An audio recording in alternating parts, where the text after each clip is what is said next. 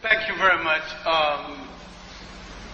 I'm more fortunate than most people. I have already lived, and I'm old enough and secure enough not to get angry because people don't like what I'm going to say. At least a month before the march, I was one of the first people to say that the march was a ceremony, a waste of time, and a Farrakhan con game. I said it because I know Farrakhan, and I know other con games that he's played. My remarks will be centered around Farrakhan, a faker, Maulana Karenga, another faker, and the word atonement. I don't have to defend my political relationships because I have been a political left radical for most of my life, and I have been a severe critic of the left for most of my life, and for which I have no apologies. Now, the Million Man March was an achievement. An achievement for who and for what? Anytime you gather that many people together and the speeches last 4 and 5 hours, and you do not bring Africa in focus, in relationship to the African people of the world, you are out of order. You might as well talk about a child without talking about its mother and its father. Now, let's look at the intent of Farrakhan, and let's look at a serious disease in our community that plagues Farrakhan as well as others, and that is ego starvation. We are lacking in a special kind of stoking that makes us secure.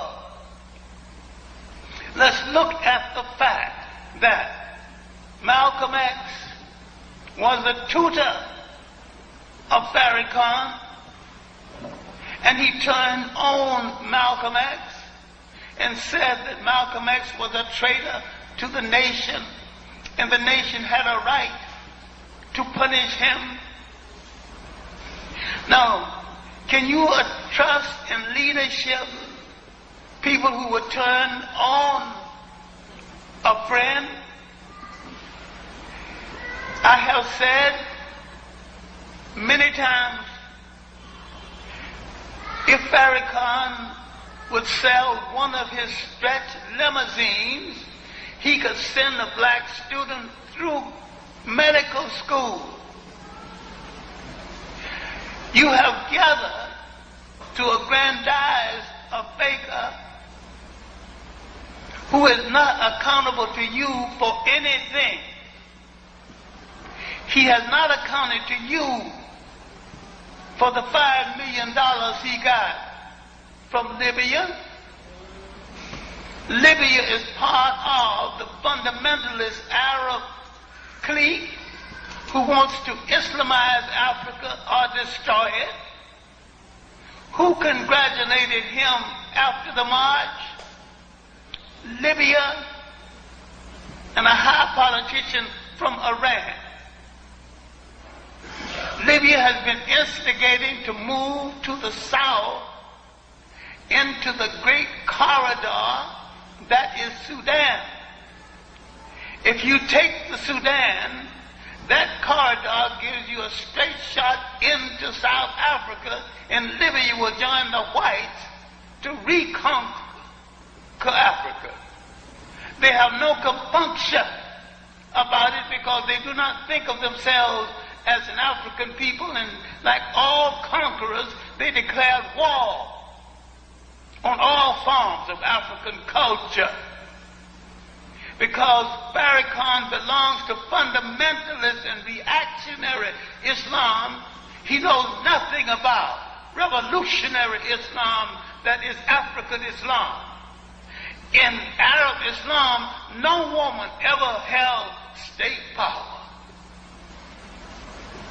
In African Islam, women not only held state power, but in African Islam, women are the masters of the marketplace. Go to West Africa right now. Most of the concessions are controlled by women. Go to East Africa where you find African Islam. It's man-controlled. Because the Arabs destroyed the matrilineal and installed the patrilineal. Farrakhan has not answered to us. For some things we should have obviously asked some questions about. After the Million Man March, the Caribbean News had a headline hailing the march in the triumph of the West Indian Farrakhan. How did Farrakhan suddenly become a West Indian? He wasn't born there. Why are you emphasizing his West Indianness now? He ain't got no West Indian support.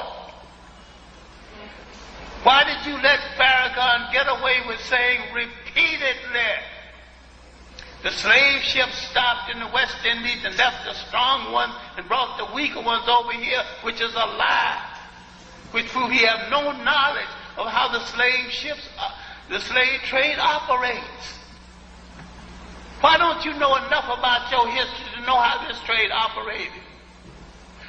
After the American Yankee Clipper outran the British man of war, and slavery was a New England business, not a Southern business.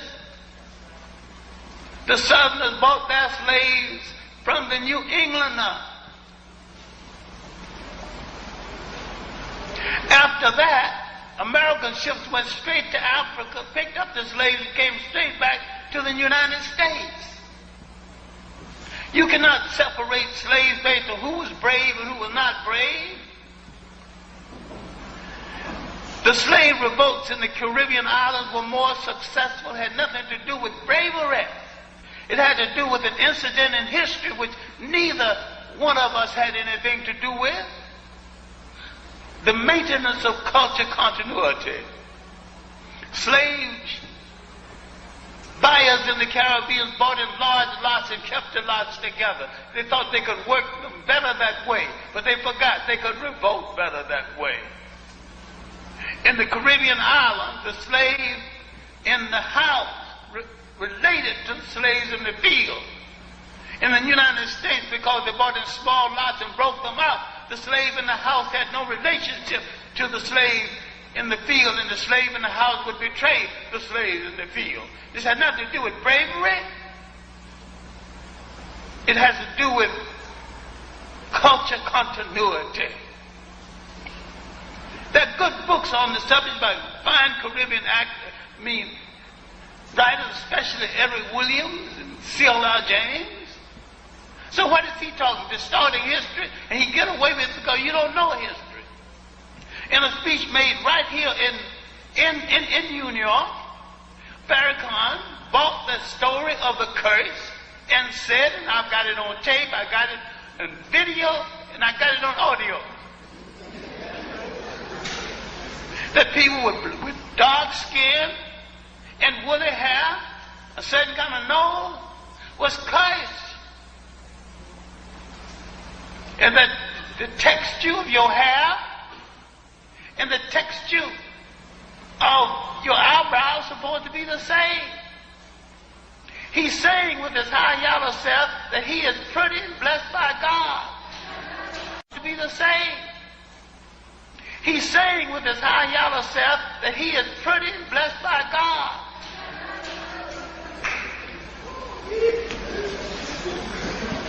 And you're buying it, applauding it, and following after this con man. Now you would follow him to Washington. It was an achievement. An achievement for who? Anytime you gather that many people together and fail to mention Africa, you might as well build a body and leave out the heart. No matter where your body is in this world, your political and cultural heartbeat is in Africa. You call him Italian American. He's not pleased. He calls himself Italian. He's been here 5 generations. He still says Italian. He mentioned the country of his origin. His Americanism is a giver. But the country of his origin is his birthright.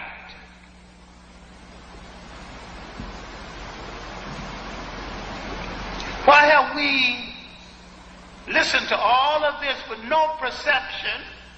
His speech indeed was a golden opportunity. And he said nothing, put it all together. It's like a Baptist sermon. I have put Baptist sermons, recorded them, and had them transcribed. The minister is not saying nothing. Not one good sentence said. He's babbling, and once in a while he said, Jesus, Jesus, Jesus. Then he turns to the audience and says, do I have a witness? Witness for what? You ain't said nothing.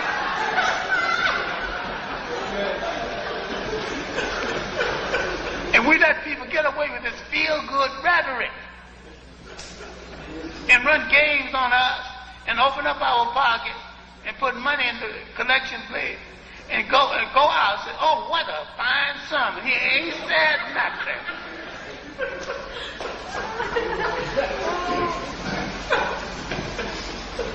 Farrakhan is a frustrated Baptist preacher like most of the Muslims. They're angry with Christianity.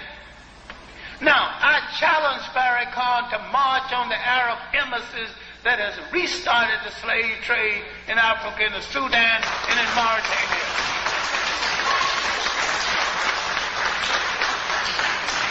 If he and the rest of the Muslims are not ready to deal with the slave trade in Africa, they're cowards and hypocrites. In the new slave trade in Africa, they're not only killing African men, they're working African women in the field in the day and using them sexually at night. Their children are being trained as prostitutes and concubines. Their young men mutilated. Africans are being driven out of Mauritania who are Muslims because they not only want this to be a Muslim country, an Arab Muslim country. Farrakhan hasn't said one word about this because he is bought and paid for by fundamentalist Arabs. And tell him to prove me wrong. Tell anybody to prove me wrong. Why has he had nothing to say about that? And you following him like a fool to Washington. Go to Washington if you want to go to Washington. But don't go around following a faker to Washington. It's an achievement, but an achievement for what? He hadn't accounted to you for the $5 million he got from Libya. Now, let us, just for instance, 1 million men, let's guide on 1 million, although we could have been more, and each one spent at least $100. Add $100 together 1 million times. Do you know we can buy supermarkets all over this country? We got nursing homes. Nobody have to come and run our communities.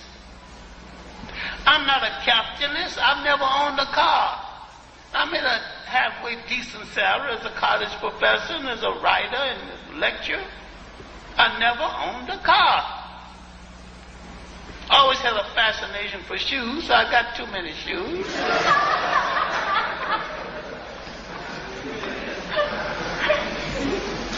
I came from sharecropper background in Alabama, and I never disassociated myself with the working class.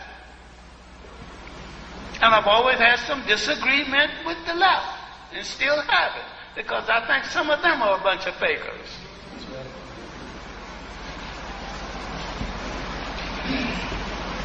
I believe in total African liberation. But the program of the white left is no different from the program of the white right, to control by any means necessary. That's why in London recently there was 3 Pan-African meetings. I attended the all-black one because the 2 white ones want to integrate to the point of helping the African in sharing. Africa don't share anything in Europe, power-wise. I'd be willing to share with Europeans in Africa only to the extent that they're willing to share with us in Europe. I want to see in Africa as African control as Europe is European control, but not the same way. I have no problem about all governments supposed to be controlled by its people. If you don't take care of the very old, the very young, the poor, and the sick, and the needy, you have no government or anything worth being called a government at all. Now we are confronting things now. When are we going to confront Farrakhan? When are we going to confront him on the way he has addressed himself to our physical being? The whole concept of the curse wasn't in the Bible originally. It was drug in later. And whosoever drug it in and assigned it to God is a lie on God, because gods do not curse. That will make him ungodly. Now, let's go to the other faker who wrote the mission statement. There is nothing in the mission statement that is new. There's nothing in the mission statement that hasn't been said before. And yet he's selling the mission statement out of a press he found called the University of Sangaree Press. He has no knowledge of the University of Sangaree, which was the university in Timbuktu. He has no knowledge of the great intellectual age at Sangay. And yet he claims that he literally, Karenga acts as though he has rewritten the Bible and did a better job than the original writers. He has not atoned to the community for his attempt to destroy the Panther movement. He has not atoned for being a police informer. He has not atoned for the way he treated black women. And look now, the women he mistreated and mutilated were dark in complexion. The women in his harem are light in complexion. The number 1 woman is a Mexican with what seemed to be an Afro wig. He not only has a color problem, he's got an ego problem too. When he travels, he rarely lives in the black community. And someone offered him some good, well-prepared black food, and he said he'd rather have someone offer them some good, well-prepared black food, and he said he'd rather have a Big Mac with his little stuffy pig-like self. He deserved a Big Mac. In Egypt, he showed absolute contempt for black people. He and his harem and his bodyguard, all on the expense of the organization, were separate on the bus, separate living quarters, ate separate, didn't associate with the rest of us, got on the bus is going to a place called Memphis, and he asked the bus driver, why must we go to Memphis? What's there to be seen? That proved he is ignorant of African history. Memphis was the world's first metropolis before Giza. They tore down most of Memphis to build some of the other cities. And he asked, what's in Memphis? He goes to one of the sacred temples. Now, we who go to Egypt a lot know that certain things we do not do because out of respect. He goes to the Holy of Holies. This is the prayer room of the Pharaoh, the God Pharaoh, the God King or God Pharaoh.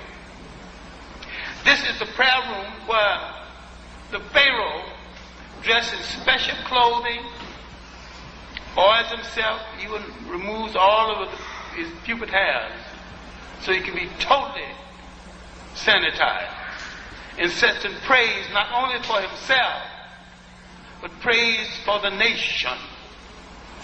We make a special point of never going inside of these rooms out of respect for these ancient Africans who had great spirituality long before some foreigner, faker, and fool found something called religion.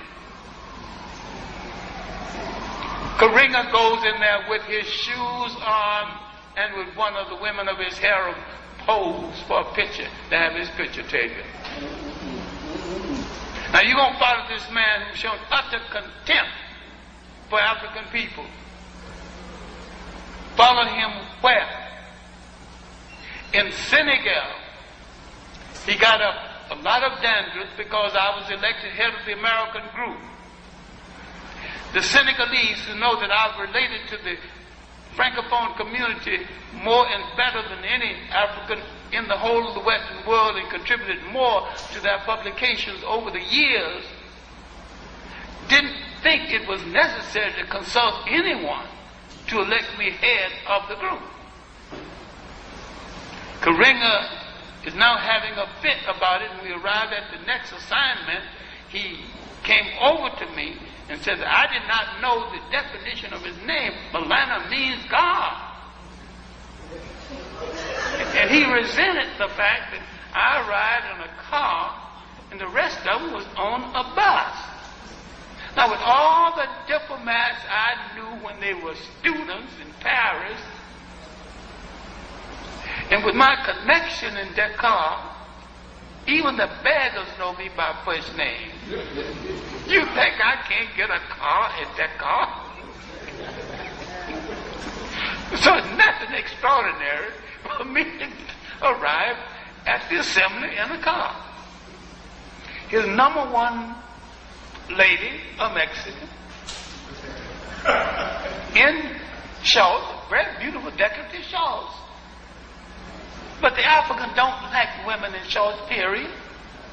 With her camera taking the pictures of the legislative council, no permission, and the pictures of all the people attending the conference. We don't know what she's going to do with those pictures. Karinga telling her what pictures to take, make sure she don't miss nobody. Now Karinga has a catalog of everybody who attended that conference with no permission. His Husir is a poor rewrite of ancient African talk, text. This man has never accounted to us for this betrayal. He writes a mission statement.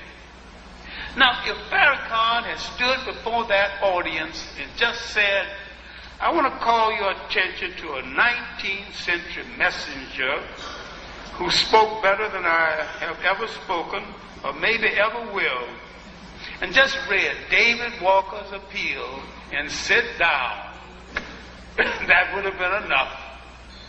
For David Walker said more than Farrakhan ever have said or ever will say.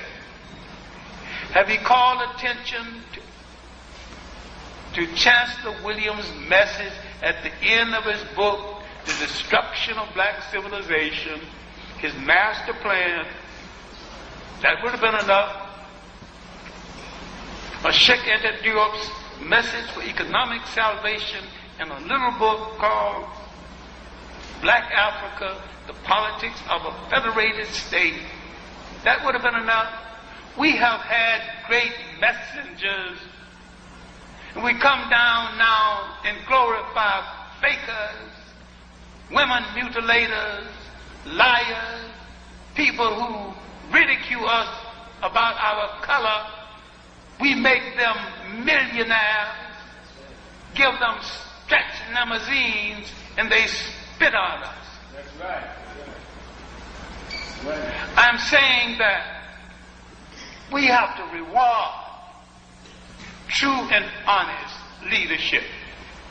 I do not believe that any program for African people can afford to leave out Pan-Africanism,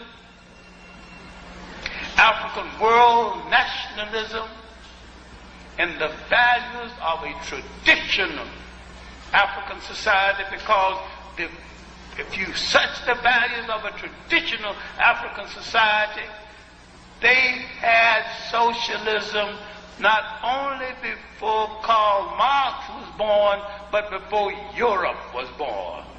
And if Karl Marx said this was primitive, Karl Marx was a liar and a mistaken, misguided European. It was not primitive. It worked. It worked because they built societies that had no word for jail because no one had ever gone to one. They built societies that had no social agencies because no one had needed one. In a meeting, 10 or more, 3 or more of African people,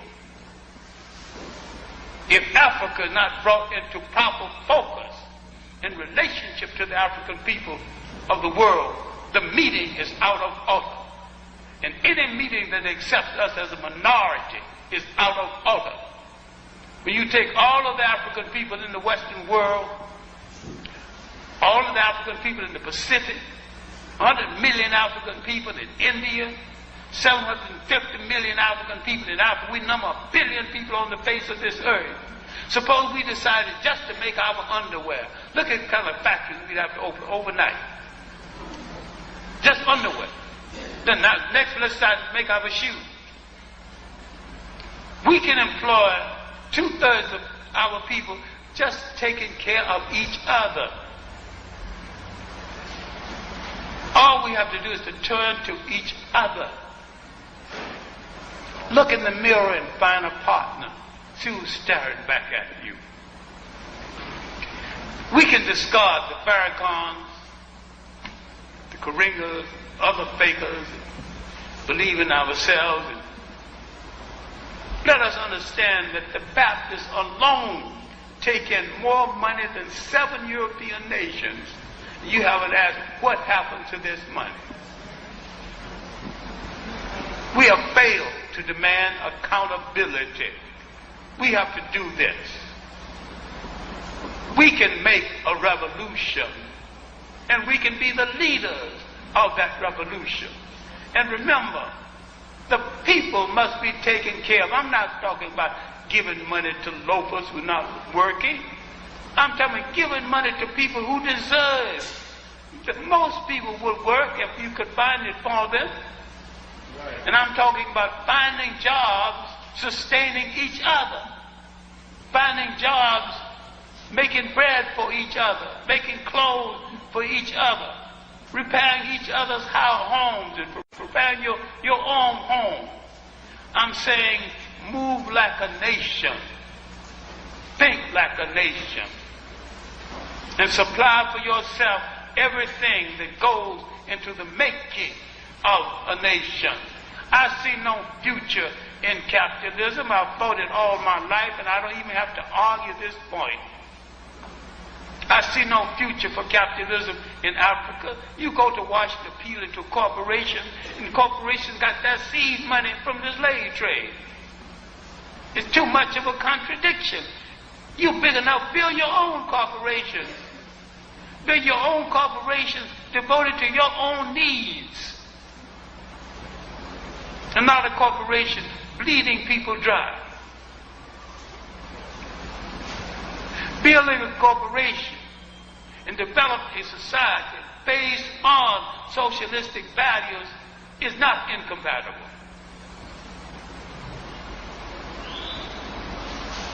And yet I think there's a form of nationalism that is wasting our time.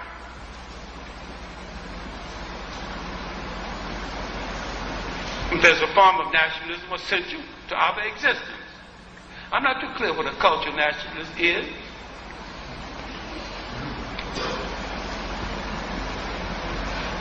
Most people you call narrow nationalists, I just call nationalist parasites and fools.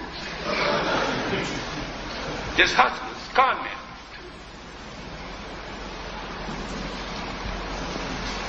I will end this by saying that there is no future for African people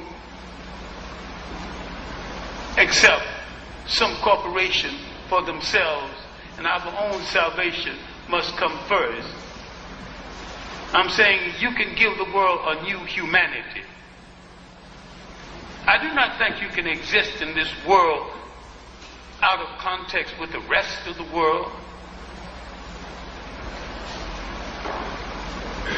I think you should need to form a partnership, not only with the white working class, but with all the working classes of the world. I do not think that any working class of any country or culture can exist and abstain from some concern for the other working classes of the world. I see no hope for capitalism except a new form of fascism, more ruthless than anything we've seen before. Let's go back to atonement and let's start. What are we atoning for? Let's have some understanding about it. If you read Cheikh Anta Diop's The Culture, Unity of Black Africa, there was no wife beating in Africa. There was no female disrespect in Africa. We were drafted against our will into a society that had fear of women. We had no fear of women in an African society. We knew she was the life giver. In most African societies, men rose each morning and prostrated themselves at the door of their mother and did not rise until she said, "Accept my blessings, precious fruit of my womb." These same men who paid this kind of respect to their mother turned out to be the fiercest warriors Africa ever knew.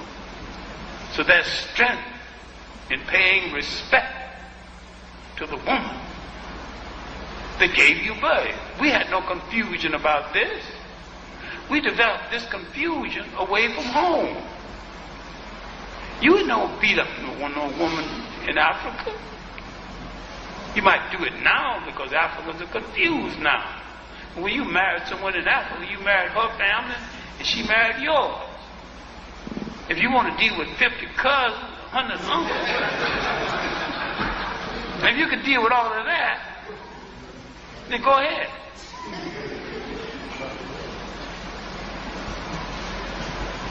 Then we came out of a collective society.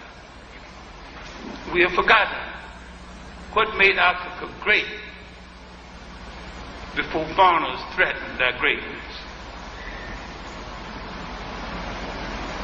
High morality and collective discipline. Somehow, we have to find the road that leads us back to that Africa. Thank you very much.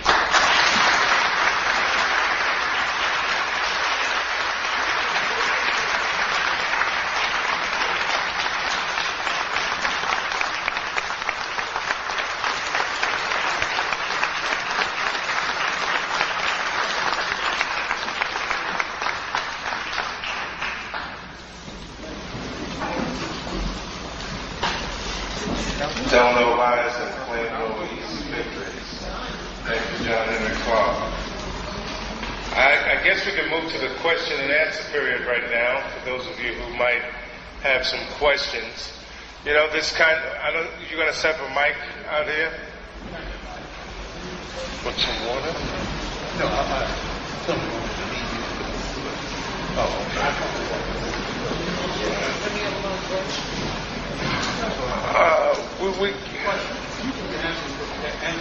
Okay. John Henry Clark will be back in just a moment.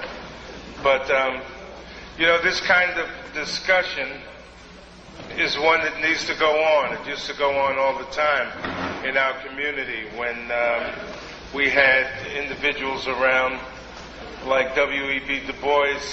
Malcolm made most of his reputation, and he got better known because of debates, and he was willing to debate anyone about any subject, particularly around the subject of the liberation of black people. So I think that we have to look at it in that light, that we need to bring up some serious questions and analyze what it is that we're going through, what it is we're in the midst of, so that we can come up with some answers and move forward. There's still some questions that need to be raised. I'm hoping that in the future, the Nation of Islam would be open to coming out and not assuming that every question that's raised is an attack on the nation. That we all have questions that we need to wind up working out so we can all be on the same page, so we can move forward. So I hope that in the future they will be willing to come out and engage in those kinds of discussions. So I guess they're going to set up a mic over here. Okay. I guess they're going to set up a mic, so if you have any questions, John Henry Clark will be back in just a moment. So if you have a question for him, you can hold on to that.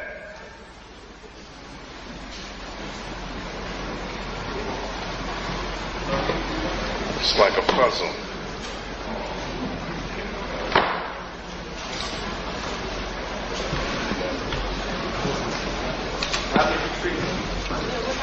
I don't know what happened to your trees. She must be the place making a sandwich. Maybe I beat her up so bad in that music contest that she so crowded that you had a tendency to go and try and find someplace that wasn't crowded. But it was a magnificent spectacle still to see all of those people come together without a single arrest, without anybody even hollering and screaming at each other. So please, if you do have some questions, would you come up to the microphone, and we'll do our best to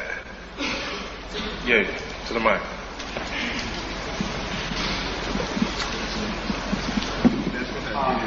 I just wanted to ask a question. You know, I go to these meetings and I keep hearing about capitalism and socialism, and we never really talk about how do we amass capital. Whether you're a socialist or a capitalist, you still need capital. So we're in the same 30, 40-year rhetoric. I've been living in this community and hearing this same recrimination. This one said this one did. It's all nonsense. We've got to begin to move on.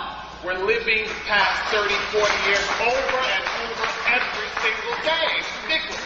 It's time for us to move on in this community. I grew up in this particular area, and it's time for us to stop going back to 1962 and what Karenga said and what Huey Newton said and what Eldridge Cleaver said. Let's move on. Those people are gone. A lot of them are dead. The movement moves on.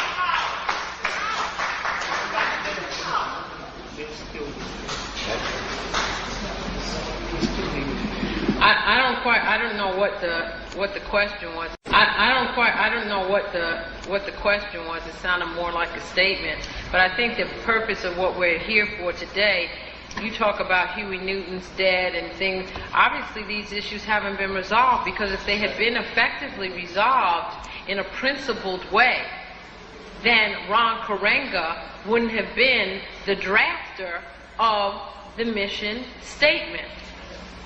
You know, so these words are not about rhetoric. We talk about, well, what's the difference? Capitalism, we need to move on. With any movement, whether it's a social movement that we're talking about, if we're talking about in our personal lives, there has to be a moment in which there is some accounting, some accountability. And that's what we're talking about, because you talked about people being dead.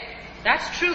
There are certain people that are dead, but there were also reactionary forces that were allowed to actually gain prominence after the counterintelligence program effectively destroyed the Black liberation movement in this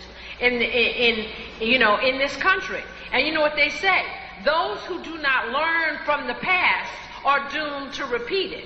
So, you know, Farrakhan just didn't drop out of anywhere. He has a history. And this sort of like impatience with, you know, involving and engaging in a critical analytical process is not going to help us to move forward in our struggle in a meaningful way. We have to learn from our mistakes of the past.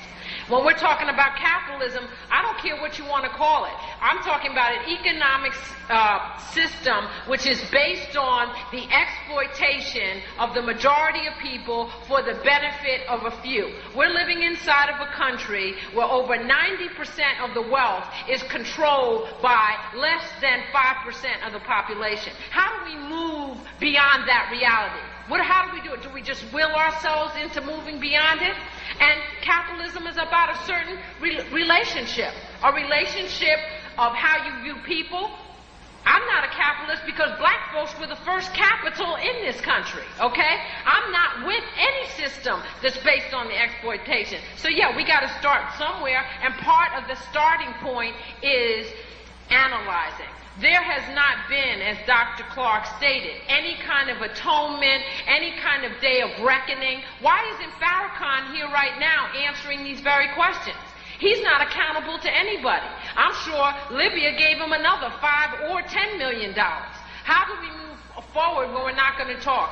Dr. Clark mentioned specific ways that we can begin to move on. We can begin to move on by taking control of our communities. But we can't be idealistic about how that process begins, because anytime we begin to get power, we're going to come up against political repression. You want to forget about brothers who right now, like Mumia Abu-Jamal, if it wasn't for people organizing, he would have been dead right now. Okay?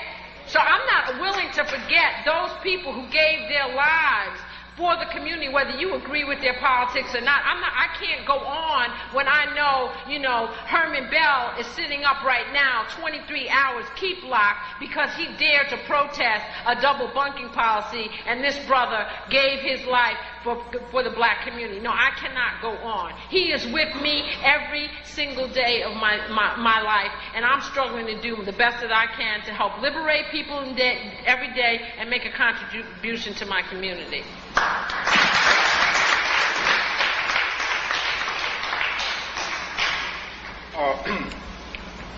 have a question. I would like to know your thoughts on this. And the question is basically a statement, and then you can give me your thoughts on that yourself and Professor Clark. And the question goes as follows. I believe that the big question black people has to answer is not whether we are real men. That is not the question. The real question we have to deal with is what is the correct strategy to use to free us from oppression. I believe that we have been doing the wrong thing in going for self. And I have an example of that, and that is that, as many of us know about, during the 40s and early 50s, many of our people left the South in search of jobs. So what we had is that many men left the South in search of jobs, and they left their families in the South. Now, what we had then is a number of men in the North who were going for self and seeking a job, and then you had all these families in the South who were left basically unprotected because the men were in the North. So we have all these unprotected families in the South, men going for self in the North, and our oppressors, the racists, they were able to terrorize us in the South, and they were able to terrorize us in the North because each individual man was going for self and saying, well, I'm up here looking for a job in order to support my family, so therefore I cannot involve myself in any effort to protect the community from the racist whites who were in the North. So because of that situation, the racists were able to terrorize us in the South and terrorize us in the North, and right now we are faced with the situation that we are dealing with today. So I would like to hear your thoughts on that. This is a situation, but I think you've dramatized it well, and you've also overstated it. But the basis for being terrorized is much bigger than that. We were going to be terrorized with or without the men, or with or without the change, with or without the migration. So the basis would have been some form of economic stability, where we would not have to relocate so often, but had some security where we were. We could have come south or go north. What's the reason? But we should not have had to go solely for economic reasons.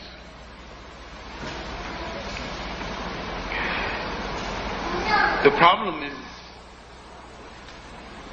was then as it is now. We have no built-in securities that we can use, but we do not have to call on other people. And I've always said this is possible because if we built in a system of self-reliance, and there's so many jobs we can create among us that will take up some of the economic slack. And I'm not talking about becoming mass capitalists, but becoming a people who literally take care of their own.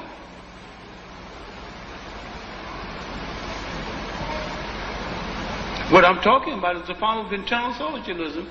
Now, you may or not understand what I'm talking about, but when I'm talking about a system of internal socialism, I'm talking about responsibility and the maintenance of the humanity of the whole group and caring. And I can use the word socialism and communism interchangeable because it exists long before the Europeans start using it. I'm talking about caring societies where each person got according to his needs. And I've seen it practiced among sharecroppers and worked out because very little money exchange between us. And growing up, we didn't have that money exchange. In fact, we ate very little out of a can. And we made our own cranberry sauce, own mayonnaise, own everything, own tobacco, everything. But we had to work it out between us in a barter society. That we created barter societies. If you make my corn, I'll make your shoes, and then I can't fight you. If I fight you, I couldn't get any shoes. You fight me, you can't get any corn. I'm talking about this kind of social exchange existed before Europe. My argument with the socialists and with the left in general, that we did not have to go to Europe to get the concept. Because we already had it without dogma. That's away from the subject, but We have to look deeper into our history. We had a whole lot of solutions. Firsthand that other people are giving to us secondhand.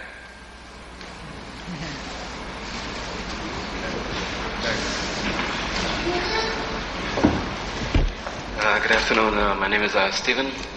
Dr. Clark, please help me as I go along. What I do is I'm working with two groups that are interested in the extended education of our children.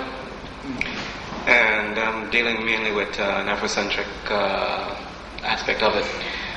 And for example, when I first started classes, I'll ask everyone what would they like to be. Sometimes I get good answers, sometimes I get no answers. About 6 months after the classes start, I go back and ask the same questions. And they will tell me exactly what it is they like to be when they leave college. Not high school, but college. One of the things that I do is say, look, if you want to be a doctor, go back to the man that they consider the father of medicine, who is Imhotep, and talk about how he ascended to be the physician for the king at the time, King Zoser. Also point out, if you want to be a builder, also be like Imhotep, because he's the one that built the first pyramid at Giza in honor of King Zoser. For the ladies, I deal with people like Hatshepsut and Queen Nzinga. Also a lady by they call Queen Candace, who after Egypt had been all the stuff that had been taken out of Egypt. The gentleman who did it, I can't remember his name right now, he went in and he wanted to get involved with doing the same thing to Ethiopia, and she amassed all of her forces and was able to stop him from even coming to the shores, and he ended up hightailing it and leaving. What can name it? There were several candidates. Now name the one. This one, she was the queen of Ethiopia at the time, and they don't know if her name was Candace or if Candace was actually the name meant queen. All right. But the guy who went into Egypt You're talking about the one that stopped Octavius, who became Caesar Augustus. No, not that one. Which one are you talking about? What was his name? So Walter Raleigh, or one of them that went in and took all that stuff out of Egypt? The one that went into Egypt and took all the stuff out. I can't remember his name right now. His name escapes me. Another candle. Right.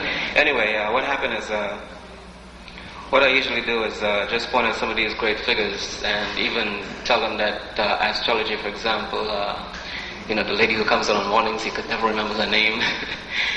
Show them how back in 1799, they actually dynamited the astrological signs out of the building of Egypt and brought it into Europe and claimed it as theirs.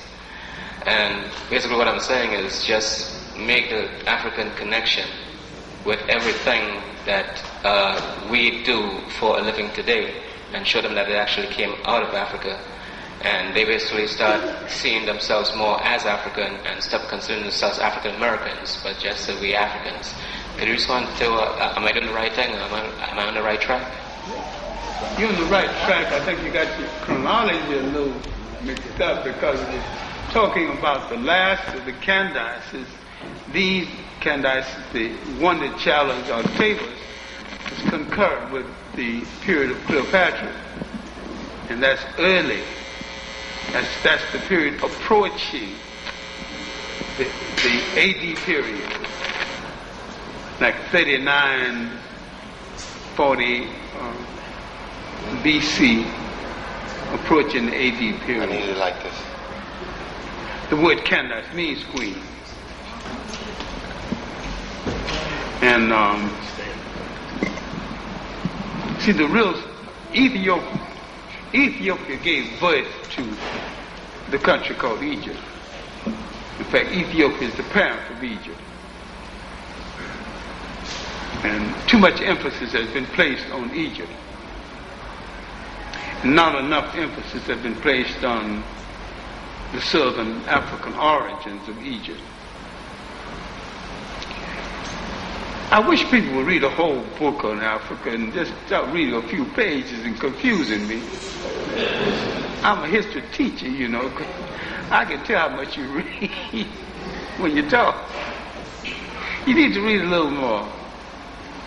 Read Dr. Ben, Black Man of the Nile, and his family, and I did an essay for the baseline essay for the Portland Public Schools. I did a very extensive chronology of the dynasties of Egypt. And Asa Hilliard did the same thing, a little more extensive. This information is so interesting and so available, there's no reason why we shouldn't have it in whole other than pieces. Because when you throw it at me in pieces, it confuses me and tells me what you still have to read. But thanks for the effort, anyway. Okay.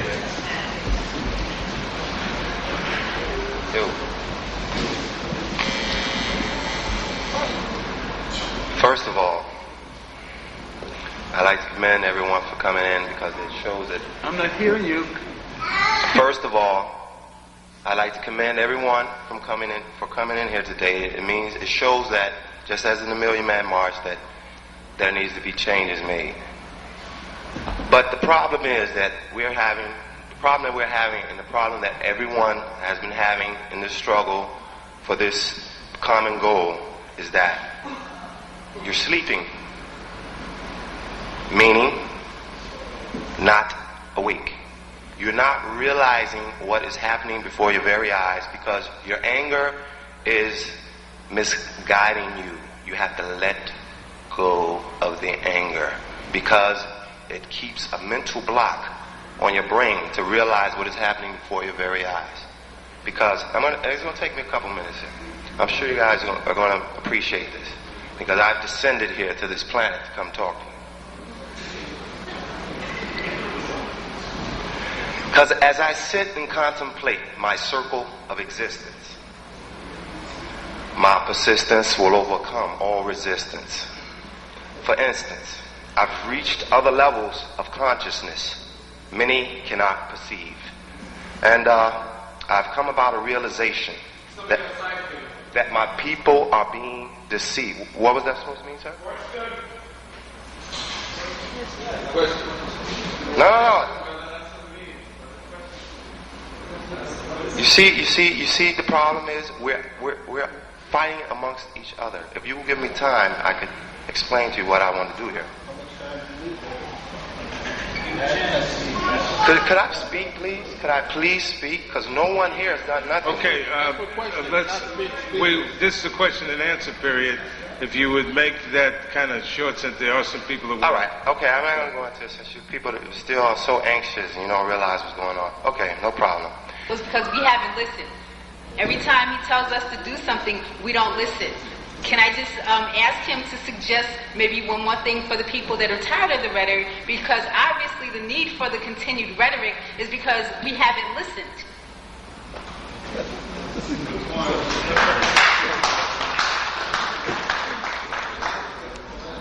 No, I maintain that had the traditional black leadership done the job expected of them that they were supposed to do, there'd been no necessity for the Million Man March.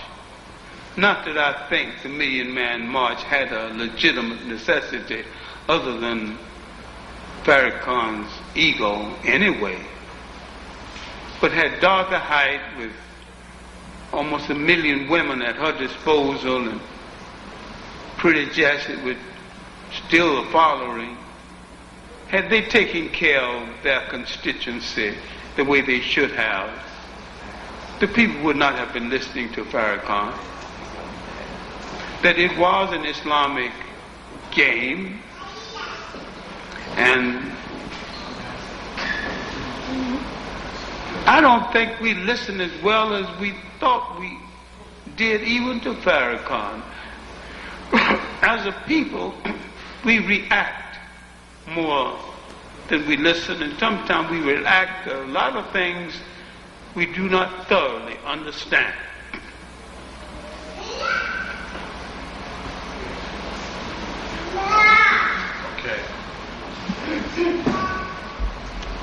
My question, Dr. Clark, is given that a lot of African people in America have been really hurt by integration in a lot of ways, do you see the kind of socialist economy that you talk about being able to be accomplished in where black people are so spread out, or do you think that there's a certain separatist type agenda that we'd have to pursue?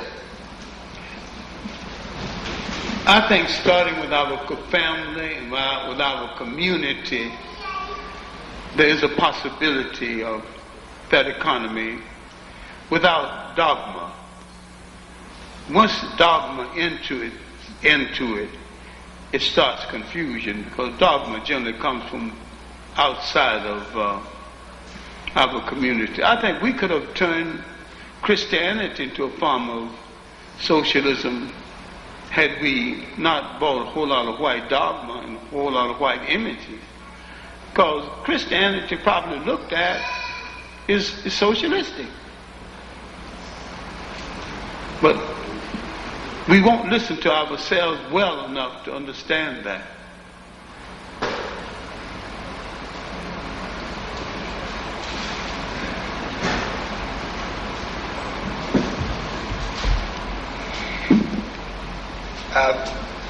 I'm not trying to waste your time here.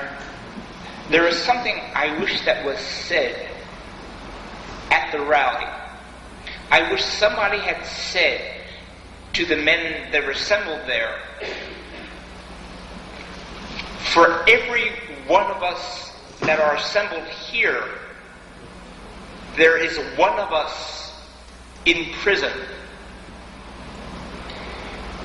Just so you sort of get a feel for what's happening here.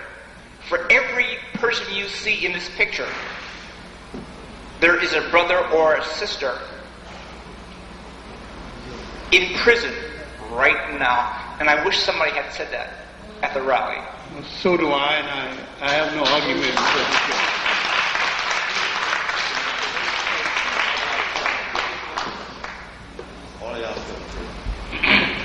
Thank you, Dr. Clark. Thank you. Thanks to the panel. So to ask, perhaps, I think for many people who went to the march, this is just a brief statement, that the reasons for going was a kind of desperate need for reassurance that our brothers really weren't our enemies, that our brothers, in fact, could be our brothers and our friends and our lovers and our family members and people who, when we were in need, we could turn to them. Perhaps no one else in America, black or white, could have made that many men come. I certainly don't think of many people in activist movements generally who could have gotten 1 million men to Washington. Perhaps there was something about the coalition that was brought together which was able to do that. And again, if not, then in large part I think by this desperation a lot of people went who felt they had to go just to be there with other men to in a public show of goodwill.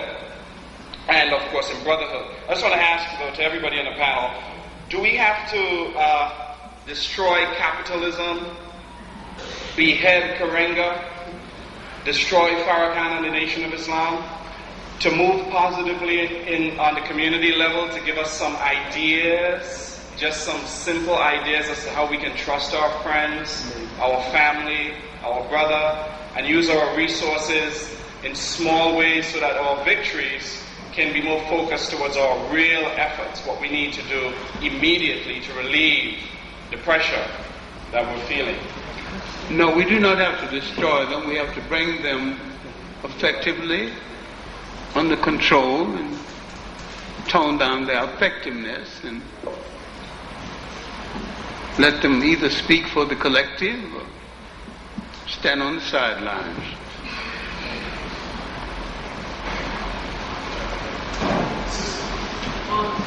Go ahead. I mean, once again, I feel like, anyone who speaks out and just raises some issues that I think should be of concern to the community, that we have to place ourselves in some sort of defensive posture. I don't think that anybody here is suggesting that we need to behead Karenga, but I think that, as Dr. Clark said, as has been, stated in other forums, that we need to hold him and Farrakhan accountable. If we don't have an open discussion, for example, about the millions, the multi-millions that were raised around this march, and that question isn't even put forth, whether it's through kickbacks through bus companies, whether it's from vendors, whether it's from the $50 that's now being asked for the videotape. If we don't begin to say, hey, what about that money? And where is it going to be, where's it going to go? You asked, which comes first? Do we have to destroy capitalism? No, I think that, many people in this room are activists in small ways. Like Dr. Clark said, it starts with family. It starts with self. It moves out into community. That is the beginning of something. For me, the ultimate goal, though, is the destruction of capitalism, because I don't think it is a viable economic system that takes into account the needs of the people. But there isn't any really meaningful discussion going on right now about who are these individuals. And I think we do ourselves a disservice. If we say that we love Malcolm, then how can we allow someone or an organization which admitted to the execution of that individual, participating in the assassination and creating the environment that made his assassination possible, how do we let that just go by without speaking of it, without holding people accountable? So to me, it's all about dialogue, it's all about clarification and how best to move forward. It's about what kind of organizations do we want to form? What sort of role will women play in the movement? I mean, to me, that's the whole purpose of conversation, is to grow and to learn from our mistakes and to move forward. All right, I just have a brief follow-up here. I agree with you that we do need to do that. There are many people, however, that over the years we have come to reconcile our differences with, not because we want to embellish that person's reputation, but because for the common good of everybody. Of course, we saw on a global level what happened in South Africa, where some of the vilest people, for the sake of reconciliation and moving forward and addressing the need of the thirst, the hunger of the community, that people have come to reconcile the differences. I'm saying that this kind of discussion about who these folks are ought to be taken somewhere else, because I think that what people ask, what we are asking for is, listen, the public schools are messed up. How can we raise some money on the block, in the church, so that these kids can get a better quality kind of education? How can we do that and I'm not making this, this is not brain surgery. Communities do it all the time. It's done all the time. I'm just saying that that's something else. But what I'd like to somebody address briefly, if I can finish briefly, that there was an opportunity missed, I think, maybe because of the way the march was organized, for people such as yourselves not to have become involved in its organizing. I think there was an opportunity there that was missed on both sides. I think with enough participation then, and even now, that for the better good of people, we the people, not the activists or the leadership, but for we the people, we want to see some moral leadership rise from all this and say, okay, look, we can put this behind us and move forward. Can somebody address that or not? Bernard? Well, I think it's an error to separate the people that are up here from the people that are out there. I think that that's an error. I think that this meeting, you said this meeting should be held somewhere else. Where else? This is where the meeting was called. This was called to it says, form beyond the Million Man March issues of leadership, accountability, vision, and developing a program for liberation and development. And I'm not referring to here, I'm not referring to that. I'm referring to a discussion concerning questions of fault that are in the leadership of the people who led the Million Man, concerning questions of fault that are in the leadership of the people who led the Million Man March. I am saying that I don't know how many people's sons, family, I don't think there's anybody here who has a problem who disagreed with the march or what it accomplished. I know it. Okay. All right. But then I can speak personally because I think there are a million personalities there. I thought you were. Then I can, because I want to say there are a million people there. And, well, Bernard, the meeting, the discussion that I think ought to be held behind in a different place is this ad hominem attack. Is the ad hominem attack? Is that kind of vituperative attack on the characters of people who we will have differences and we'll have agreements with? I'm not trying to say that. I'm not trying to stifle the discussion. I'm saying that we want something else, okay, but not the attack on people. That can happen. That can happen. Okay, I think you're making another assumption again about the we. You know, I think that this meeting was called for a specific purpose. That it wasn't an ad hominem attack, as you put it. I think that a lot of people don't know who these players are, and that there's some questions that need to be raised, need to be looked at. If folks are called together again, I think the question of money, where's that money going? I think the question of vision, that has to be done. I happen to be one that thinks that the march was premature.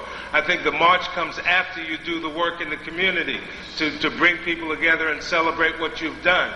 They brought people together to do what? Primarily, a lot of money was made and no accounting was done for it. And I think some of the questions that were raised here are the kinds of questions that need to be raised if we're going to really understand what it is that happened on October 16th. Yeah, I want to go on to the next speaker, but I really have a problem with what you just said, Jerry, for a number of reasons. First of all, I just stated in my presentation that people were involved from the very beginning, raising issues up, because part of the criticism, we have to remember this march was organized over a year ago, and it was not open to people to participate. It was basically a nation event.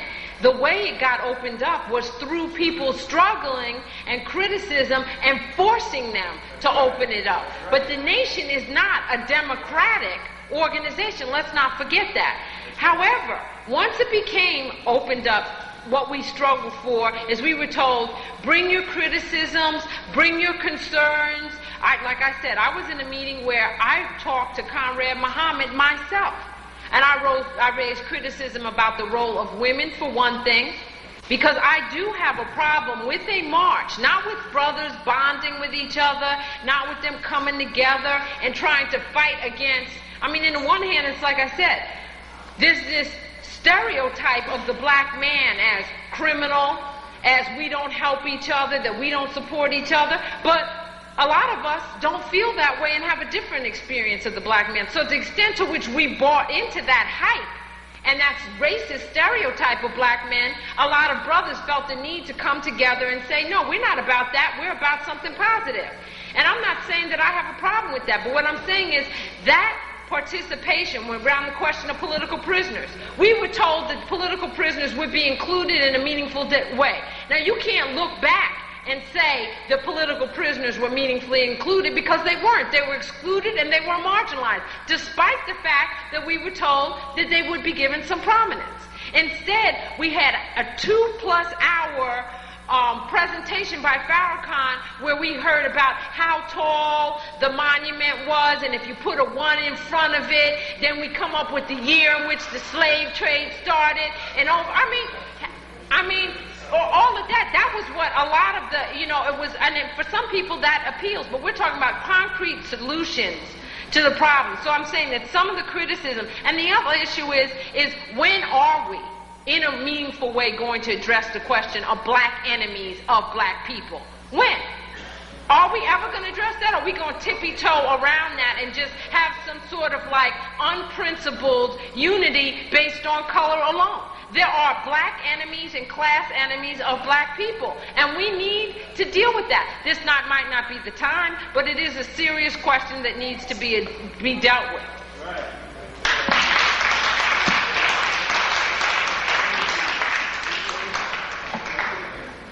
I'd like to just follow up on what the sister was saying. I think that's correct. We're all black, number one. And depending on perspective, depending on whether you're an enemy or not. Okay, if basically I came here to see or to discuss where we're going from here. We have different ideologies, there were different people on the platform speaking. I myself personally attended the march, and I think it was a good thing. I think that you can't separate the messenger, Farrakhan, from the march, because I don't believe that there's any other black person at this point in time that could have brought 1 million people together. You know, I'm not saying he's a god or he's this or that, but I just think you need to recognize the significance of the man. Okay? Not the demeanor, what she was saying, but I think we should come together and recognize the significance of each other as a people. And once that happens, then we can move forward. If we keep pointing fingers, we're not moving anywhere. I mean, it's... And as far as political prisoners, I've heard on numerous occasions the nation, Farrakhan, talking about political prisoners. Now, if we got our feelings hurt that it wasn't expressed at that platform, I think we should be bigger than that. I really do, because you really can't address the plight of black people in 2.5 hours or in one day. It goes so deep. And I respect the panelists, I respect Dr. Clark, I respect the sister, and I'm just glad to be here. And what I think the march did do was bring us together and hopefully start dialogue and not point fingers. It's not necessary, because they can point fingers at you, and then where are we going? We're in the same rut that we were in, my father was in, my grandfather was in, and we haven't gained any progress. We can look outside and see we haven't gained progress. So where do we go from here? That's the key. Dr. Clark, I'm a good friend of Gil Nobles. I know you're fond of him. I grew up with his family. And I'm just kind of curious to see what Like It Is going to be tomorrow, and what view and what aspect it'll take.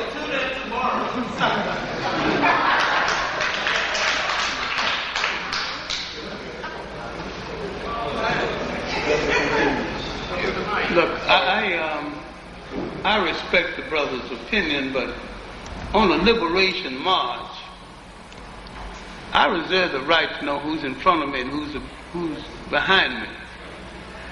And if I'm on a Liberation March, I wouldn't want a Roy Innes on that march. I don't think you could put a Farrakhan and a Roy Innes in the same. Well, they're both bought and paid for, so why not? I'm sorry. Excuse me. What? They're both bought and paid for, so why not? So you're saying, I don't even know if I'd make a statement that Farrakhan. You're talking about slavery from the past. I'm saying slavery. The Arabs were in the slave trade before Islam. He's a traditional slave trader. There's still slavery going on in Mauritania and the Sudan, and I've got documents. I brought back a PhD thesis 2 weeks ago. I was in London 2 weeks ago seeing some of the victims of slave trade in Mauritania and in the Sudan.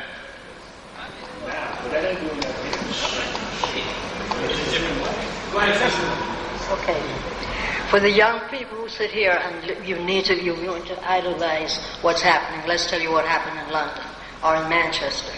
There were people on that stage who read to us documents about the Arabs and Islam plan to Islamize all of Africa. Or destroy. This is not a joke.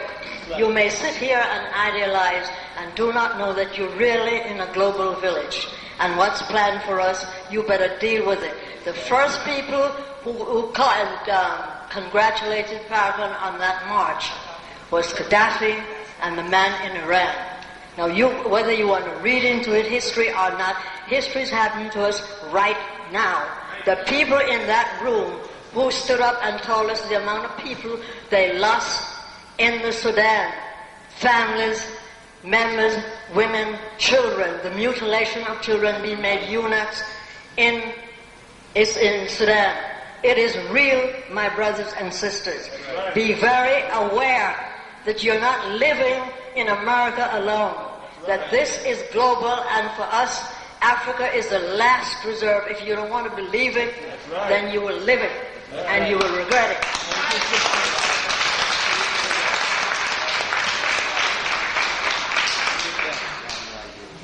I just want to say that people, black people who take the position that we should have unity for the sake of unity, I think that is totally outrageous. I think that is one of the problems that has been going on.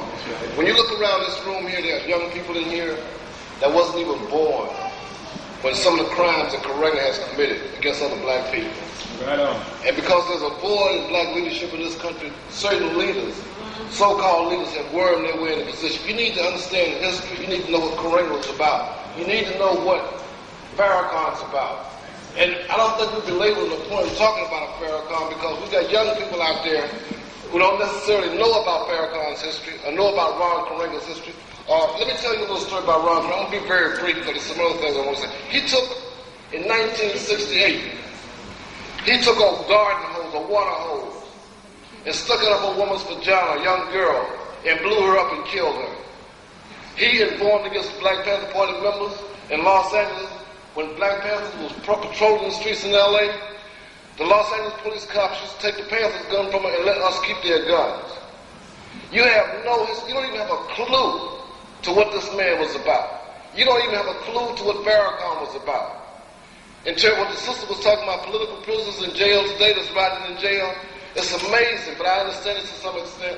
This is not to take anything away from Nelson Mandela, but we came out into the streets in millions across this country. We got political prisoners who are rotting away in jail today, and we can't get 25 of you in a hall.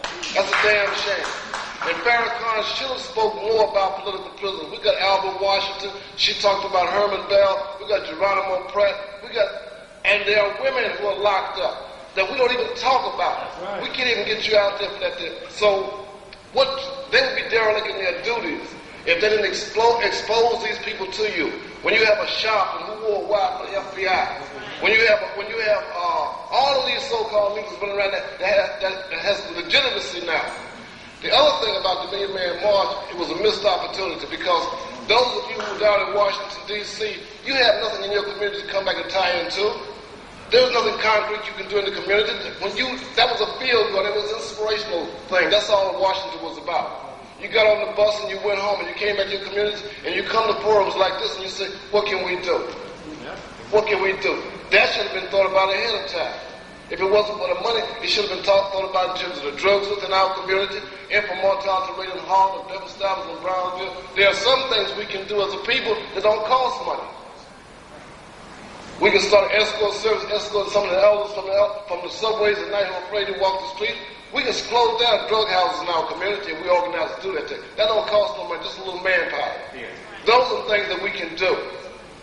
There's a lot of things that we can do in the black community, but for you to come up here and say, let bygones be bygones, I say the hell with this spacious reason. That's outrageous. We all have atone. You cannot atone. Listen, my brother, I'm not gonna get off of this review. Well, I'm speaking to the overall people here. There are many things you can do. You can get involved behind your political prisons. You can get involved in terms of your community. You can deal with drugs within your communities. You can close those houses down. You can take people to stop some of the violence that's going on in our communities and whatnot. These are some things that we can do.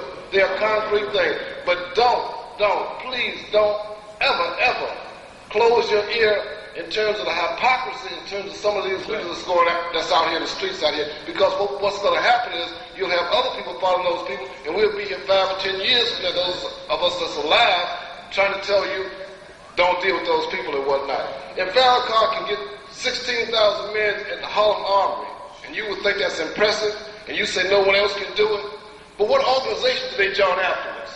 They went back to work. They went back to, it was a feel-good meeting, that's all. They were frustrated. They came out and they heard he raved about the crackers and whatnot and how we are oppressed, but he offered no solutions to that. You should be asking about some solutions. That's what we should be talking about. We should expose people and we should offer some solutions. Some of the solutions are, and some of the solutions that you can do, I just offered you solutions, brother. You can organize some people, close down some crack houses. You can organize some people. You can organize some people to escort some of the elders, people that work at night that's afraid to work. You can stop some of the violence in the community. You can do these things and whatnot. But what I'm saying to you is simply this, is that when they left out of D.C., they had organizing committees around the country. Those organizing committees are not intact. They're not talking about ongoing work. If you get $1 million of anything together, you should have a program where it's going to be continuing going on. What happened to the money? That's a legitimate question. What is going to happen to the money? Who has a say in this? They went to voter registration. Listen, please, don't close your ear to constructive criticism to some of these idiots that's running around out here in the streets and whatnot. Please don't do that. Why won't they do it? Because they're afraid of dying. Okay, you heard me. Okay, we got just up to the brother in the back, Ulysses, and then we're going to stop the questioning. Also want to remind you to tune in to BAI on Monday. Is that Monday? Monday from 3 to 5. There's going to be some talk about slavery today in the Sudan and Mauritania because it's happening today. Just wanted to ask a quick question. Because of all the Million Man March and the OJ trial before that, I haven't heard a lot about Mumia Abu-Jamal. I just wanted to kind of get an update, some feedback on what's happening with his case. And another thing, I was wondering, Johnny Cochran just recently this week came out and said he was going to represent Tupac Shakur, and I was wondering why he didn't get a calling to represent Mumia, because I think he certainly could have done something on his case. Or is he just another poser?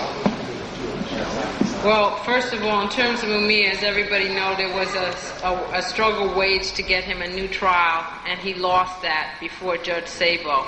So where it is now, it's being appealed, and it will, I think the court date is scheduled for December. For those people that don't know, there's a major demonstration being planned in Philly on November 6th, Black Solidarity Day. If you're interested in going down, you could see me or some other folks. The other issue that was pending with him was his treatment in prison while incarcerated, the conditions of his confinement, which did not allow people who had been functioning as part of his legal team, like Pam Africa and other people who had quote-unquote criminal histories, Pam in particular from her involvement in, with the MOVE organization, it was not allowing them access to Mumia. A decision has not been rendered on that, and Mumia has been moved off of phase 2, and he's back in Green Correctional Facility in Waynesburg, Pennsylvania. So there's still a lot of work and stuff to be done around his case. In terms of Johnny Cochran, I don't know if people know, but he's already has been working on the case of Geronimo Gijaga Pratt, one of the longest held political prisoners in the United States, and he said now that he's off the OJ trial, he will concentrate. One of the longest held political prisoners in the United States, and he said now that he's off the OJ trial, he will concentrate his energies on that case, trying to get him released from prison.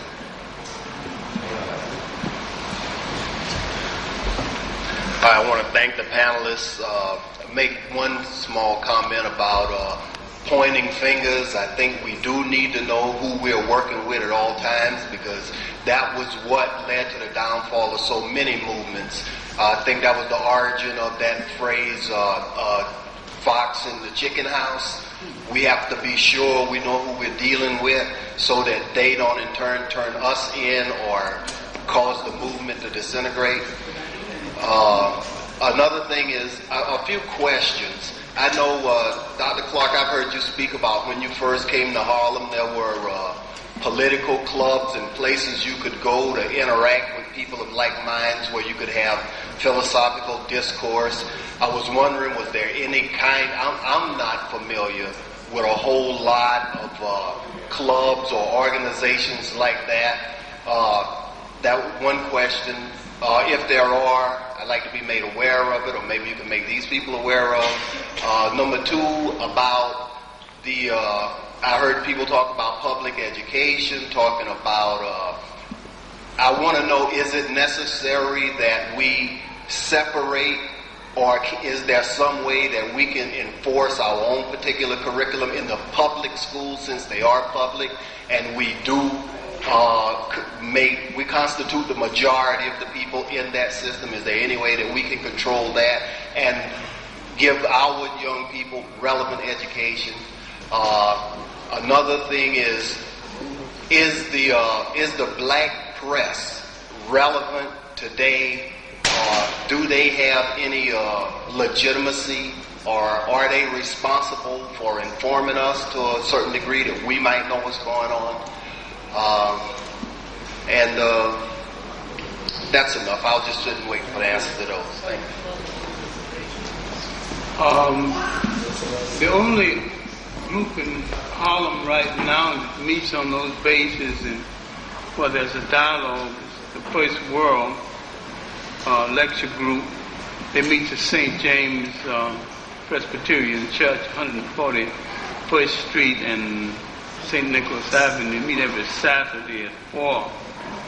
The kind of groups that I talked about when I was growing up intellectually in Harlem in the 30s and 40s, they don't have those groups now, because I belonged to the old Harlem History Club at the time, the Modern Trend Club. There was the Yoruba Debating Society and the Dunbar Debating Society. We could talk and disagree with each other, still loved each other then. Now if you disagree with people, they want to kill you. And I'm sorry, that kind of atmosphere don't exist in Harlem anymore.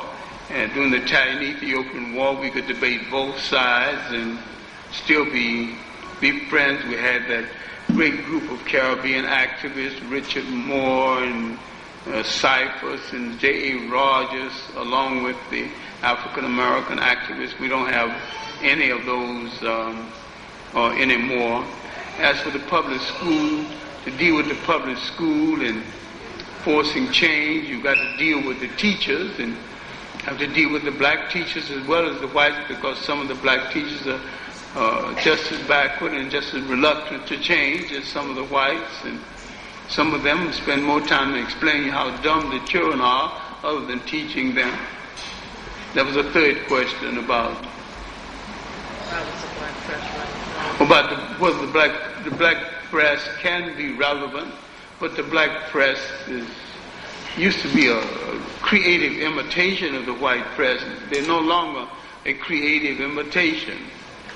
In fact, poor carbon copy, and they don't take any strong principle stands anymore.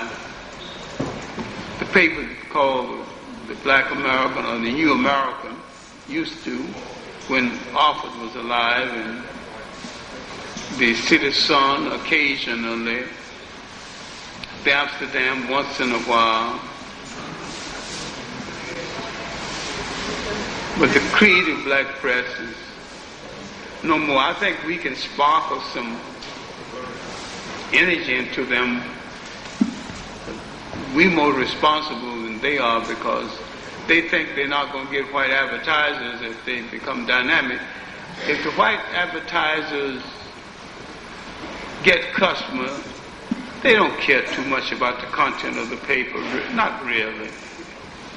All they want is sell their Frigidaires and whatever they're trying to advertise. They don't pay that much attention to what else is in the paper anyway. Hello, my name is Caroline, and I've lived in the Midwest all of my life, and I just moved to New Jersey a couple weeks ago, and I stumbled on the WBAI, and that's how I ended up here today. The question I'd like to ask is, I've appreciated everything that both of you have said, and I also appreciate the fact that there are lots of books out there that people can read that really have the answers to what we need to do in order to liberate ourselves. But I think what happens every time there's a meeting like this that's in response to generally a media event is that lots of well-meaning people turn out, but when they leave, they don't have anything that they can take with them that they can then use to build upon. And I guess what I'm wondering from you is whether or not I would hate for this to be another missed opportunity, because I think this is something really special. I don't think it takes 1 million people to do the work that we need to do, and I suspect that most of what we need to do is going to happen in small groups, and I fully expect that there are lots of black people who are doing the things that they need to do in terms of taking care of their families and supporting people in their neighborhoods. But at the same time, the whole concept of nation building, the whole concept of collectively working together is something that we don't really see happening, and I'm not really aware of where that's happening, where people are really practicing African principles and working with children throughout the neighborhood, where a number of the principles of nation building are happening.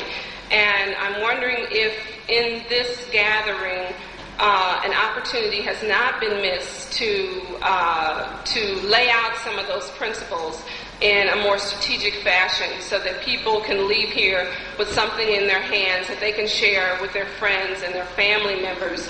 And if after these meetings, why isn't there a plan for another meeting, or not necessarily a meeting, a work session, to build upon some of the issues that have been raised here, whether it's political prisoners or whether it's kids in public schools who are failing and there's nobody there to hold the teachers and the administration and other government officials accountable, whatever the issues we face as a community. Every meeting like this, every gathering of well-meaning people, I mean, how many people are willing to take their Saturday and to come and listen to the type of information that you've got here? And if what happens after this? Do you guys just go away and go do your thing, and the energy and the enthusiasm and the interest that that has been demonstrated by people coming here and sitting through several hours is somehow lost, and it just kind of dissipates and it's not built upon. So I'm sorry, I know that was a long introduction to a question, but I've been to a lot of meetings like this where people have really wanted to do something different, and they've been credible people, and they've been honest people, and they've been trustworthy people, but we get together and we talk, and then everybody goes home, and nothing is built from that event. So that's my question.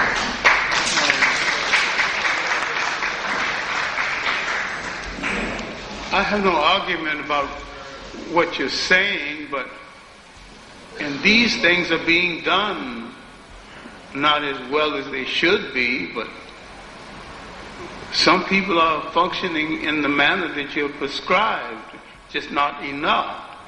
And it just so happened we were brought here to discuss some specific things, and that wasn't exactly part of the agenda.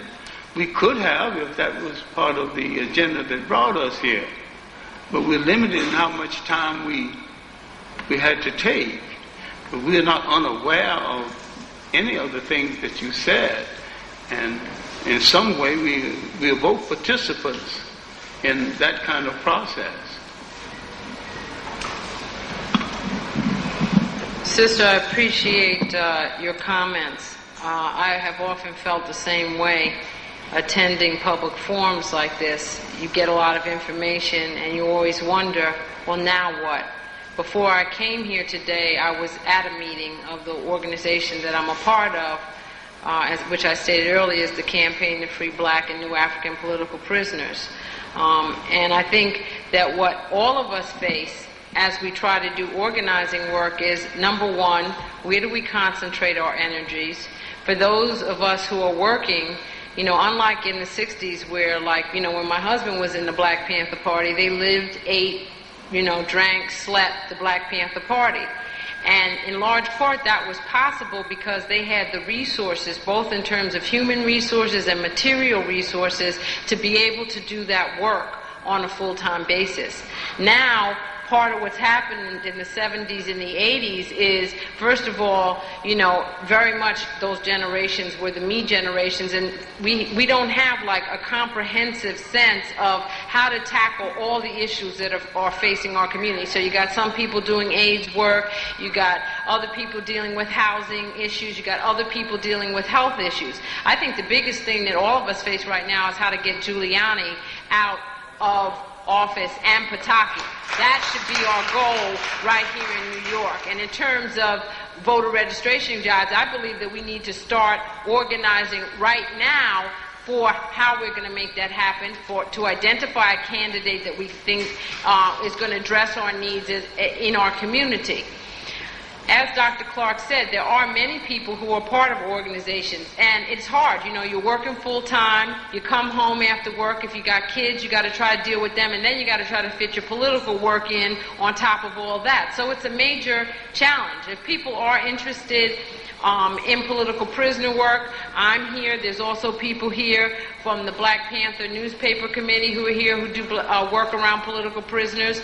That is one area in which we're focusing our attention. However, in dealing with political prisoners, we also say that those prisoners came out of a movement for social change that resulted in them becoming prisoners. So I don't think like, you know, I have to take issue with what the brother said about like this is my pet issue. I don't believe that a movement that does not support its freedom fighters and people don't support their freedom fighters can ever hope to achieve meaningful liberation. In South Africa, the South African people never allowed the masses in the world to forget about Nelson Mandela and their political prisoners, okay? And so we understand that COINTELPRO created a vacuum, and in that vacuum, opportunist individuals emerged. It is our, you know, hey, you're right, brother, everybody atones. I did not hear Karenga atone for the atrocities that he has committed. I didn't hear it at the march. I haven't heard it yet. And if he has atoned, I still say to him, to Sharpton, and to Farrakhan, your role in the movement should not be one of leadership. We need to hold you accountable to some standards. Let's see over time whether or not you're true to those standards. And if in fact you prove to be true, then perhaps you can then emerge from a position of leadership. If I got abused by someone, I'm not going to just pretend. If somebody killed my mother, okay, or kill my father, or kill Malcolm X, no, I'm not. One year you can't come out with a video talking about how, that's right, I helped to create the atmosphere to kill Malcolm, and I'm not going to apologize. And next year, you make atonements through, you know, Kabila Shabazz, and you hand the mother some money, and then all's forgotten. It doesn't work like that. So all we're trying to say is there's got to be a process and a mechanism for us to hold individuals accountable. And that's what I thought that this was the beginning of, to raise some of the issues. But I agree. If it's all about talk and it's not walking the walk, then what are we doing? Wasting our time? We just up here, you know, gabbing. There are a lot of people in this room who are activists. And we need to build organization, and we need to figure out how to concentrate our energy. Good afternoon. I'd like to figure out what you just said.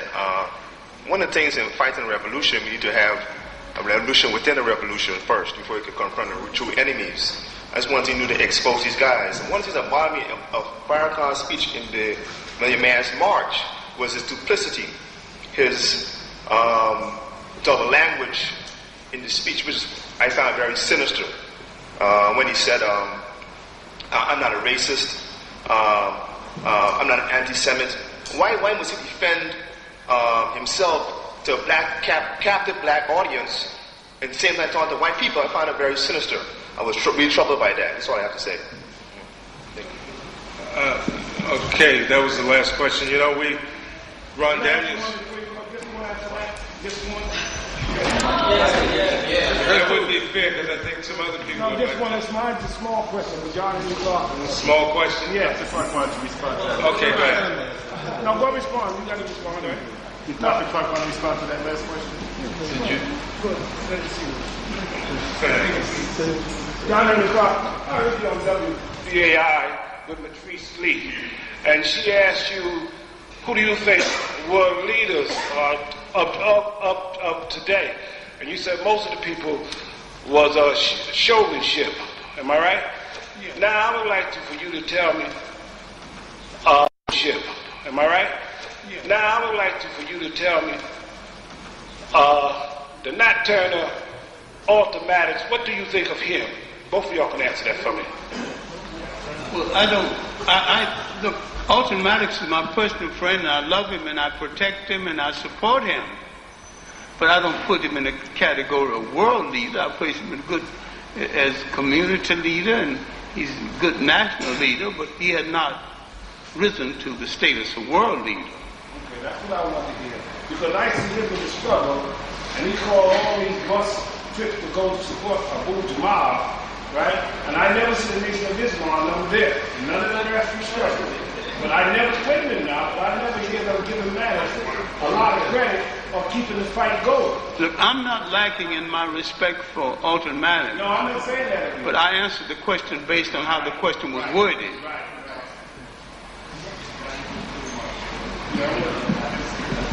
No, just one thing. The question keeps coming up around the Nation of Islam and their support of political prisoners. And it's true within the last year, because they were criticized that they've given more coverage to the issue of political prisoners. But one of the questions that we raised with Louis Farrakhan and the Nation was, if you can march 1 million men to Washington, can you send 10,000 down to Philadelphia to save the life of Mumia Abu-Jamal? And he did not do it. He did not do it, and he said he would. He also said that he would make a financial contribution given the overwhelming legal costs that the team was facing. He did not do that, and he said that he would. No, I'm just saying the status is that there's ongoing struggle with him. I don't feel that we need to convince Ben Chavis, who himself was a political prisoner, that of the need to support political prisoners. Okay? So there's a lot of, like I said, issues and struggle that we've been engaged with these folks for over 5 years, and it has not manifested itself in any kind of meaningful or concrete support. And this goes back to a question that Dr. Clark raised. You have to understand, a lot of the brothers that are in the joint who used to be in the Black Panther Party, they converted to Islam. But they are about a revolutionary Islam, and the Nation does not support them because of that. They do stand in opposition to the Arabization of Islam and to the role it is playing in Islam. They don't support slavery in the Sudan or Mauritania. So I think that, we have to look at that difference even amongst Muslims and revolutionary Muslims and the role of the Nation. Yeah, you're right, they're all different sets, but then we can't suspend our analytical abilities, and nor can we, for example, as a people, for some people, it might not be a problem if we have police informants leading on our movement. For some people, maybe that's not a primary contradiction. They don't see that as a big deal.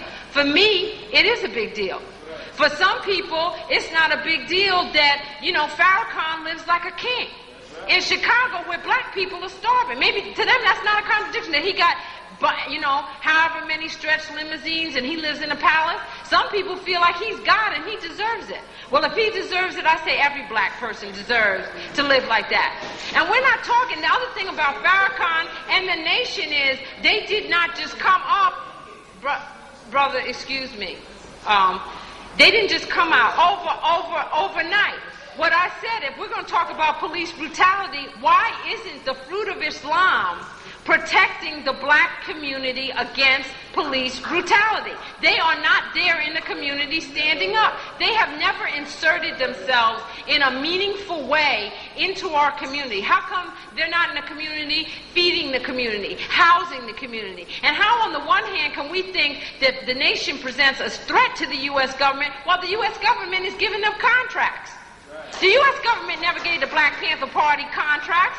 And the other thing is, do y'all think that if Huey was alive today and called 1 million black men,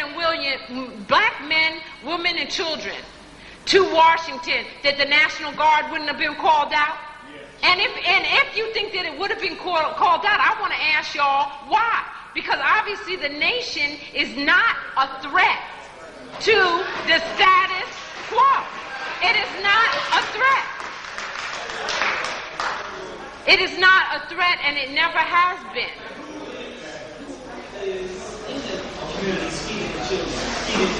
But what I'm saying is, brother, what I'm saying, there is no, brother, let's not suspend our analysis. There is no other organization in the black community other than the black church, okay, that has access to the type of resources that the Nation of Islam does. No, wait. No, and I'm saying, how are those resources benefiting and improving the quality of life for everyday black folks? And if they're not, I got a problem with it. I got a problem. Maybe you don't.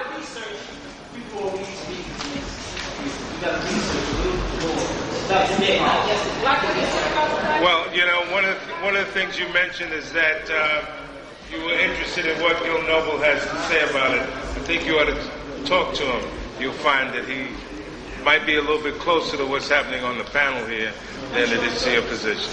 So, Ron Daniels couldn't make it today, but one of the things that Ron Daniels, in his platform when he ran for president, is he took from Fannie Lou Hamer, which said that we are the leaders we've been looking for.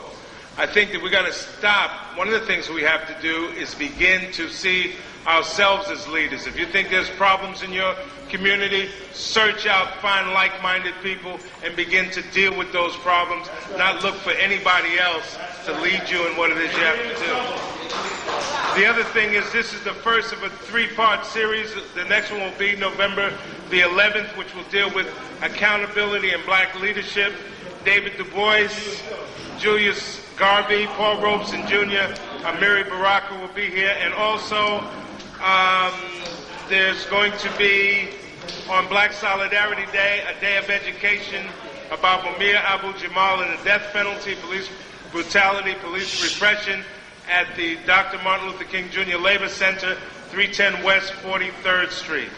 Speakers will be Sophia Bukhari, and co-chair of the moderator will be Sophia Bukhari. Panelists will be Leonard Weinglass, Mumia's attorney, Bill Pleasant of the Daily Challenge, talking about the role of the media, Linda Thurston of Amnesty International, Michael Tarif Warren, attorney, as well as many other folks, so make sure you